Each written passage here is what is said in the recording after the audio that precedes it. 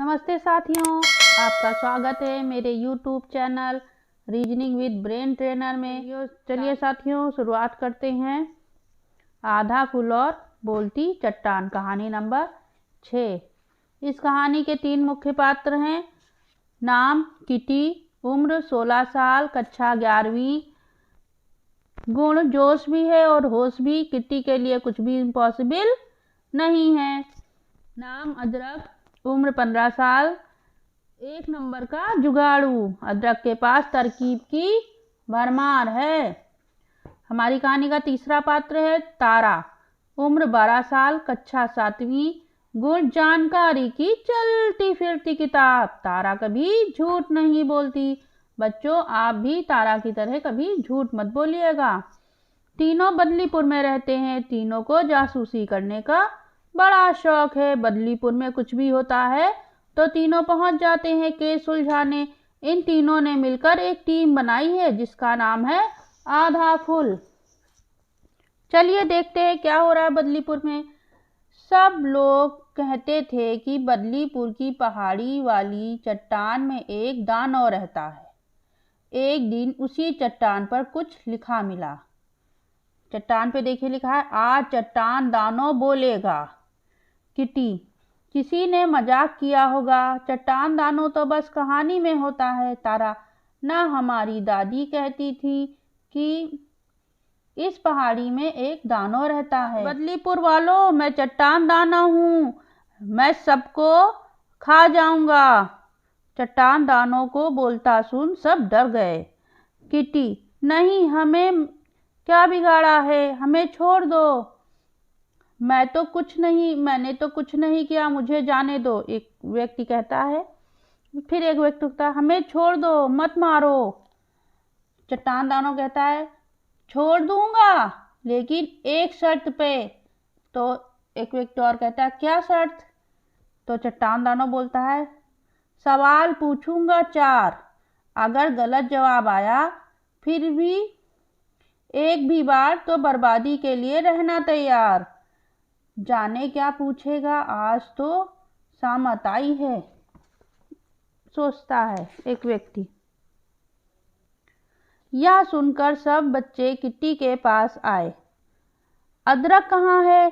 सिर्फ वो ही जवाब दे पाएगा क्योंकि वो ही इतना बहादुर है।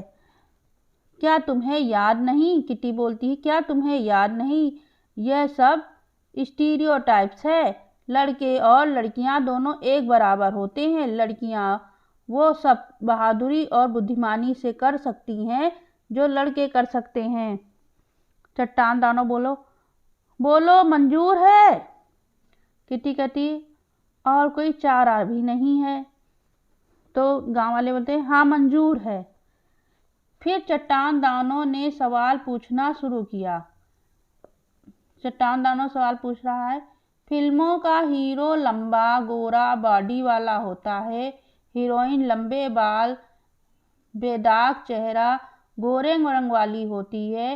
क्या सब लड़कों को हीरो जैसा और लड़कियों को हीरोइन जैसा ही होना चाहिए? सब जवाब सोचने लगे। पायल और अभय एक साथ बोल पड़े, हमें पता है सबका जवाब। चट्टान दानव कहता है, बताओ, पर याद रखना गलत जवाब मतलब तबाही। अभय कहता है, नहीं होना चाहिए। क्यों होना है हीरो जैसा बॉडी वाला? मैं तो एकदम ओरिजिनल हूँ, किसी के जैसा नहीं, बस खुद के जैसा। जो जैसा है ठीक है। पायल कहती है, गोरे होने से क्या होगा? मुझ पर भी प्रेशर था, पर फिर मैंने सोचा असली चीज़ तो गुण है। जैसे मैं निशाना अच्छा लगाती हूँ तो टीवी वाली मॉडल के जैसा लगने के लिए क्यों टेंशन लूँ और अपना समय, पैसा और मन की शांति बर्बाद करूँ। सो जैसी हूँ अच्छी हूँ। सही जवाब। याहू हो, सब खुश हो जाते हैं क्योंकि चट्टान दानव ने कहा सही जवाब। चट्टान दानव, अभी 3 सवाल बाकी हैं। किट्टी कहती है, पूछो। चट्टान दानव सवाल पूछता है अपना अगला। विज्ञापनों और फिल्मों में दिखने वाले हीरो ऐसे क्यों दिखते हैं? देखिए यहाँ पे रानू अपना जवाब दे रही है। मेकअप के कारण, ताकि अच्छे दिखकर विज्ञापन के जरिए अपना माल बेच सकें। लेकिन ये तस्वीरें जो दिखती हैं वो सच नहीं होता और उनमें काफ़ी बदलाव लाया जाता है। उनकी तरह दिखना संभव नहीं है, इसलिए हमें उनके जैसा दिखने के लिए कोशिश नहीं करनी चाहिए। चट्टान दानव कहता है सही जवाब। किट्टी कहती है शाबाश रानू, तूने तो आज बचा लिया सबको, चैंपियन निकली तू। ये बात तो तुम ही ने सिखाई थी किट्टी। खामोश, चट्टान दानव बोलता है।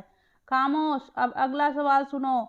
राम ने श्याम को देखा और सोचा, वाह क्या बॉडी है, क्या बाल हैं, मेरे तो ऐसे नहीं हैं।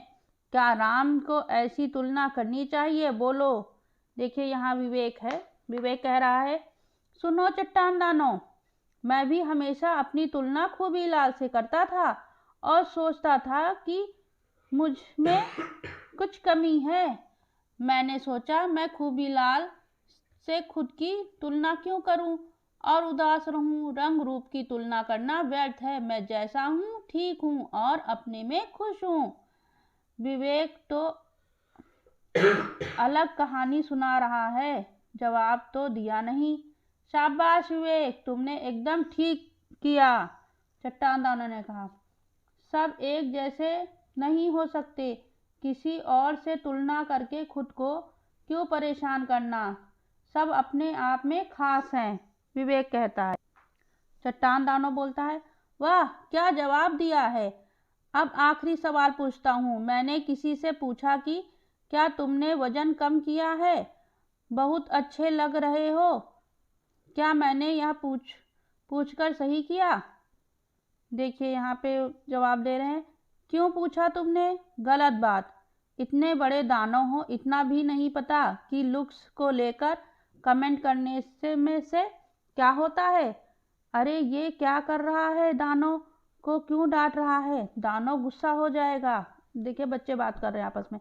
खूबीलाल का जवाब सुनकर चट्टान दानव बोल पड़ा, लगता है तुमको जान की परवाह नहीं है, मुझसे ऐसे बात कर रहे हो। खूबीलाल का जवाब अभी पूरा नहीं हुआ था। अरे एक तो गलत काम करते हो, ऊपर से मुझे धमका रहे हो। मेरे साथ हो चुका है ऐसा। मेरे चाचा ने बॉडी की तारीफ की तो मैंने लुक्स को लेकर टेंशन लेने लग गया और मुझ पर अच्छा दिखने का प्रेशर बढ़ गया। सारा टाइम आईने के सामने ही लगा रहा, पढ़ाई लिखाई तक से मन छूट गया। मैं जितना भी रंग रूप को सुधारने की कोशिश करता उतना ही बुरा महसूस करता। यहाँ तक कि चाचा का कमेंट सुनकर अदरक भी अपने लुक्स को लेकर परेशान हो गया। पर जल्दी अकल आ गई। दोबारा जब किसी ने लुक्स पे अच्छा या बुरा कमेंट किया तो मैंने उसे टोका और ऐसा करने से मना किया। तो चट्टान दानव, तुम भी लुक्स को लेकर ना अच्छा और ना बुरा किसी कैसा भी कमेंट मत करना। तू तो गजब लड़का है रे, सवाल के जवाब में पूरी कहानी सुना दी। एकदम सही बात कही, चट्टान दानव बोला। हम जीत गए। सारे बच्चे खुश हो जाते हैं और बोलते हैं हम जीत गए।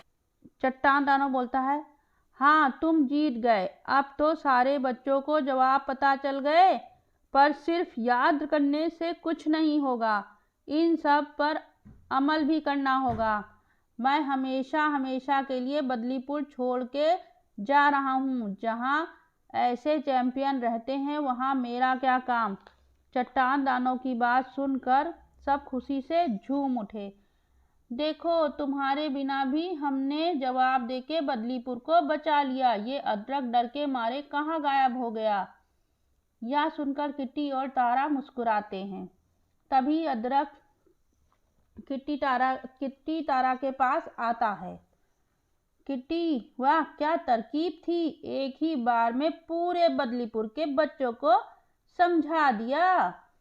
चट्टान दानव, तुमको भी तो मजा आया होगा ना आवाज निकालने में। किट्टी कहती है अदरक से, क्योंकि चट्टान दानो कौन था? अदरक। रूप देखिए यहाँ विवेक कह रहा, रूप रंग की तुलना और शारीरिक बनावट से जुड़ी बातें हमारे समाज में आने आम हैं, लेकिन ऐसी बातें सबके लिए हानिकारक होती हैं और आदर्श रूप के दबाव को बढ़ावा देती हैं। ऐसी बातें लोगों के गुणों और रुचियों से उनका ध्यान बांटती हैं। बॉडी टॉक सिर्फ उन लोगों के लिए हानिकारक नहीं होती जिनके लुक्स की प्रशंसा की जाती, बल्कि उनके आसपास के लोगों को भी नुकसान पहुंचाती हैं। जैसे उनको लगने लगता है कि उनमें कुछ कमी है, जिसकी वजह से वो अपना सारा समय लुक्स की चिंता में बिता देते हैं। किट्टी तारा बोलती है, हमारी आपकी प्लानिंग से पूरे बदलीपुर के बच्चों के मन से लुक्स की टेंशन खत्म हो गई। आधा फूल जिंदाबाद। इस कहानी से हमें क्या सीख मिलती है? इस कहानी से हमने क्या सीखा? स्टीरियोटाइप वर्षों से चले आ रहे हैं और सामाजिक होते हैं। ये लड़के और लड़कियों दोनों के लिए हानिकारक होते हैं और उन्हें जीवन में आगे बढ़ने से रोकते हैं। यह जरूरी है कि लड़के लड़कियों दोनों को आगे बढ़ने के समान अवसर दिए जाने चाहिए। समझ में आया आपको? कैसी लगी कहानी आपको? अगर आपको मेरी कहानी अच्छी लगी है तो इसे लाइक करिएगा, सब्सक्राइब करिएगा। Bye bye.